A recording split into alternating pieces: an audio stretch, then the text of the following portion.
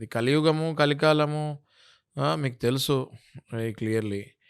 మొత్తం అసలు gender difference మారిపోయి ఒకళ్ళనొకళ్ళు భయంకరంగా మోసం చేసుకుంటున్నారు. ఇందులో ఓన్లీ అమ్మాయిలే బలవుతున్నారు అంటే నేను నమ్మను.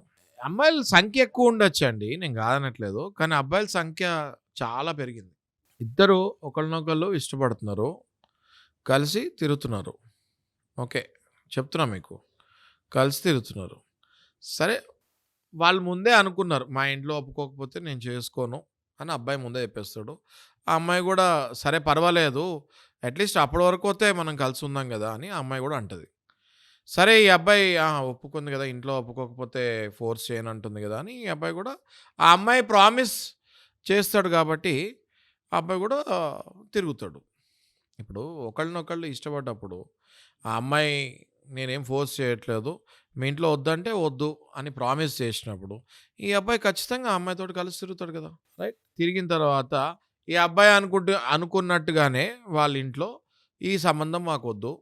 మేము వేరే సంబంధం చూస్తున్నాము అన్నప్పుడు, ఈ అబ్బాయి ఖచ్చితంగా మరి ముందే చెప్తాడు కాబట్టి ఈ అమ్మాయికి, ఆళ్ళ పేరెంట్స్ చూపించిన సంబంధం వైపుకే ఎళ్తాడు. కానీ ఆ టైంలో ఈ అమ్మాయి అడ్డం తిరిగి ఓకే. నువ్వు నాతో తిరిగావు. నువ్వు నన్ను పెళ్లి చేసుకుంటా అన్నావు అని లేనిపోయినవన్నీ సృష్టించి ఇప్పుడు పెళ్లి చేసుకుంటాననే అన్నాడు ఆ అబ్బాయి. కానీ మా ఇంట్లో కండిషన్ ఏం పెట్టాడు? కానీ మా ఇంట్లో ఒప్పుకుంటేనే. దానికి ఓకే అయితేనే మనిద్దరి ఫ్రెండ్‌షిప్ ఉంటుంది. లేకపోతే ఉండదు అన్నప్పుడు ఆ అమ్మాయి ఒప్పుకుంటది. ఒక కేస్‌లో అంటే ఒక స్టడీలో చెప్తా నేను. ఆ అమ్మాయి అప్పుడు ఒప్పుకుంటది. ఒప్పుకున్నప్పుడు తిరిగిన తర్వాత ఈ అబ్బాయి ఏదైతే కండిషన్ చెప్పాడో వాళ్ళ ఇంట్లో దానికి తగ్గట్టుగానే ఒప్పుకోలేదనుకోండి. ఈ అమ్మాయి ఎళ్లి ఆ అబ్బాయి మీద రేప్ కేస్ ఏసేస్తే ఆ అబ్బాయి పరిస్థితి ఏంటి? అర్థమైతుందా నాగరాజు గారు మీకు? అర్థమైంది. ఇలాంటివి కోకొల్లలు జరుగుతున్నాయి సిటీలో.